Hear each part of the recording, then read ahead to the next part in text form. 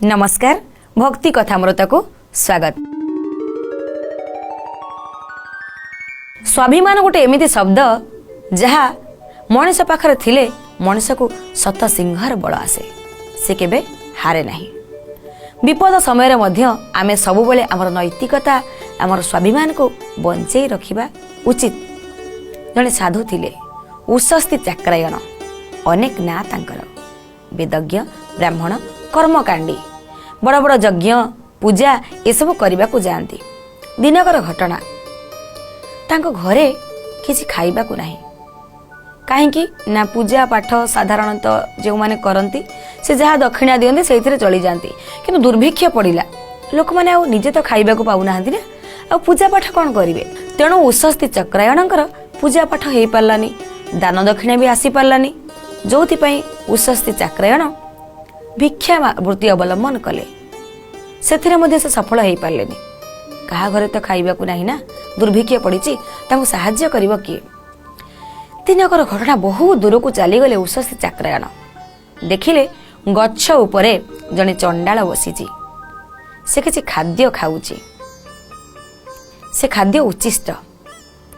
उषस्ति चक्रायण को बहुत जोरे भोक शरीरटा को बंचेबा को पड़ो ना खाद्य खाई शरीर सीना बंचिले मु धर्म करी बा तपस्या करी पूजा पाठ करी। उषस्ति चक्रायण मागिले कहले हे महाभाग आपण किए मु जानी मोर जानिबा मध्य आवश्यक नहीं किंतु वर्तमान मोर खाद्य एकांत भाव आवश्यक। मु खाद्य न खाइले मरी जीवी मोर प्राण रहिबो नाही मो पिंड बंचिबो नाही क्षय हे जीवो पिंड किछि ना किछि खाद्य दियंतु। गछ उपरे बसथिबा चंडाल कहला हे महाशय आपणक बेशरू जना पड़ुछि आपण साधु महात्मा आ मु गोटे चंडाल जो खाद्य खाऊची से खाद्य मोर उच्चिष्ट आपण खाइबे तो निश्चय खाइबे मोर खाद्य आवश्यक मु खाइबे। ठीक अच्छी चंडाल बिना द्विधारे उषस्ति चक्रायण को खाद्य दे देले आ उषस्ति चक्रायण सेथिरु किछि खाद्य निजे खाइले आउ किछि निजर धर्मपत्नी पई सांगरे धरिकी आसिले। तांको धर्मपत्नी को कहले देख जने चंडाल से खाद्य खाउथिले तांको उच्चिष्ट मु आनिकी आसिली किंतु जतबेले खाद्य खाई साइले उषस्ति चक्रायण चंडाल सही समय तांको पानी देला कहला नियंतु पानी भी पियंतु।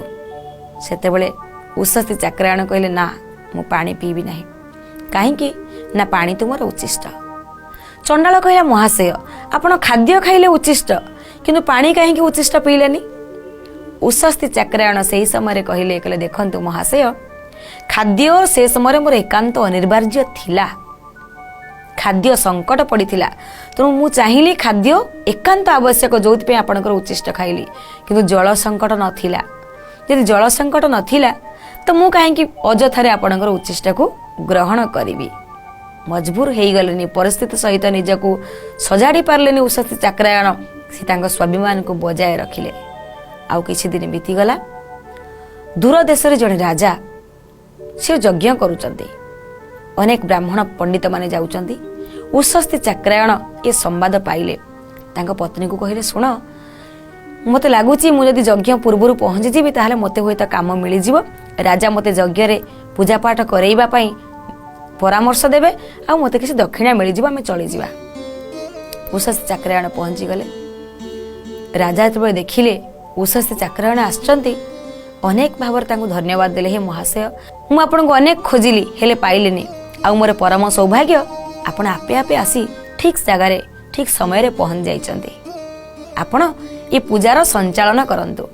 उषस्ति चक्रायण निजर नैतिकता को हरैलेनी सेठी से कहले से भाबिलेनी जे मु बड़ एमाने जो माने आछंती सान बड़ सानर भेदभाव देखिलेनी कहले गोटिए शर्त रे मु पूजा पाठ करिवि जदि समस्त को समान दक्षिणा दिया जाओ मते जतिकी दक्षिणा अन्य ब्राह्मण मानक सेतिकी दक्षिणा दिया जीवो। उषस्ति चक्रायण सेतेबेले जो परिस्थिति रे थिले राजा को अधिक दक्षिणा मागी पारथांते किंतु तथापि विपद समय रे मध्य उषस्ति चक्रायण राजा को एई शर्त लखिले समानतार शर्त निर्लोभर शर्त। तेणु स्वाभिमानी मनीष जीए संपद विपद समय रे आमे निजर नैतिकता एवं स्वाभिमान को बजाय रखिबा उचित।